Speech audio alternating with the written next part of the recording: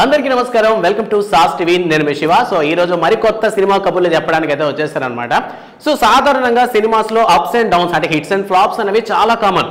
అందులో సినిమా హీరోలకే కాకుండా డైరెక్టర్స్ కి కూడా కొంచెం బ్యాడ్ టైం నడుస్తుంటుంది. సో ప్రెసెంట్ తెలుగు సినిమా ఇండస్ట్రీకి సంబంధించినంత వరకు బ్యాడ్ టైం నడుస్తున్నటువంటి డైరెక్టర్స్ లో మనం చెప్పుకోదగ్గ పేరు పూరి జగన్నాథ్. ఎందుకో తెలియదు, ఈ మధ్య కాలంలో పూరి జగన్నాథ్కి ఒక సాలిడ్ హిట్ అయితే పడలేదు. అండ్ ఎప్పుడైతే లైగర్ సినిమా స్టార్ట్ అయిందో ఆ సినిమా దగ్గర నుంచి ఎందుకో వరుసగా పడుతూనే ఉన్నారు. సో రీసెంట్ గా రామ్ పోతినేనితో వచ్చినటువంటి డబుల్ స్మార్ట్ సినిమా కూడా 2024లో ఒక భారీ డిజాస్టర్ ఇచ్చింది. సో ఈ క్రమంలో పూరి జగన్నాథ్ ఏంటంటే నెక్స్ట్ చిరంజీవి గారితోనో లేదంటే మ్యాచ్ స్టార్ అయినటువంటి గోపీచంద్ గారితోనో సిద్ధు జొన్నలగడ్డతోనో సినిమా చేస్తారు అనేటటువంటి టాక్ వినిపిస్తోంది. అండ్ దీనికి సంబంధించి సిద్ధు జొన్నలగడ్డ కానీ చూసుకున్నట్లయితే టిల్లు స్క్వైడ్ సినిమాస్ తో ఓవరాల్ గా ఒక సక్సెస్ రేట్ లో ఉన్నాడు. సో సిద్ధు జొన్నలగడ్డను చూస్తే ఒక మంచి సక్సెస్ఫుల్ పర్సన్ అన్న ఫీలింగ్ మనలో వచ్చింది. ఈ క్రమంలో సిద్ధు జొన్నలగడ్డ కానీ పూరితో సినిమా చేస్తే అది అతనికే మైనస్, అంటే టిల్లు గారికే మైనస్ జరిగేటటువంటి ఛాన్స్ ఉందని చెప్పి కొంతమంది ఫ్యాన్స్ అనుకుంటున్నారు.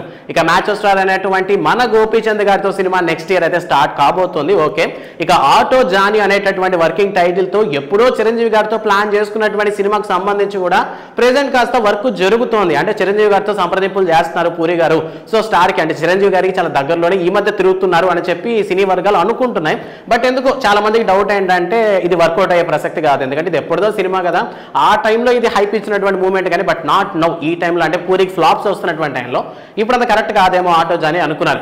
బట్ ఏ హీరో ఛాన్స్ ఇచ్చినా ఇవ్వకపోయినా మన నందమూరి నటసింహం నందమూరి బాలకృష్ణ గారు మన పూరి జగన్నాథ్ గారికి ఛాన్స్ ఎప్పుడైనా ఇస్తానని చెప్పారంట. సో దీనికి సంబంధించి చూసుకున్నట్లయితే వీళ్ళిద్దరి కాంపులో ఆల్రెడీ పైసా వసూలు అంటే ఒక మాస్ ఎంటర్టైనర్ అయితే మన ముందరకు వచ్చింది. సో ఆ టైంలోనే అనుకున్నారంట బాలయ్య బాబు గారు, సో నెక్స్ట్ మూవీ కూడా కావాలంటే చేసుకో అని చెప్పి ఆఫర్ ఇచ్చారంట. వెంటనే పూరి గారు కూడా డిసప్పాయింట్ చేయకుండా ఓకే చేద్దాం బాలయ్య అని చెప్పారు. సో బేసికల్ గా చూసుకున్నట్లయితే భయ్యా అని ప్రేమగా పిలుస్తారు మన బాలయ్య బాబు పూరి జగన్నాథ్ని. సో మంచి మనసున్నటువంటి వ్యక్తిని చాలా షోస్ ఆయన నుండి చేసినటువంటి అన్స్టాపబుల్ షోలో కూడా చెప్పడం జరిగింది పూరి జగన్నాథ్ గురించి. సో ఈ క్రమంలో ఏ తెలుగు ఇండస్ట్రీకి సంబంధించి ఏ హీరో ఛాన్స్ ఇచ్చినా ఇవ్వకపోయినా బాలయ్య బాబు ఛాన్స్ ఇస్తారు కాబట్టి సో పూరి చాలా ధైర్యంగా ఉన్నాడని టాక్స్ అయితే వినిపిస్తున్నాయి.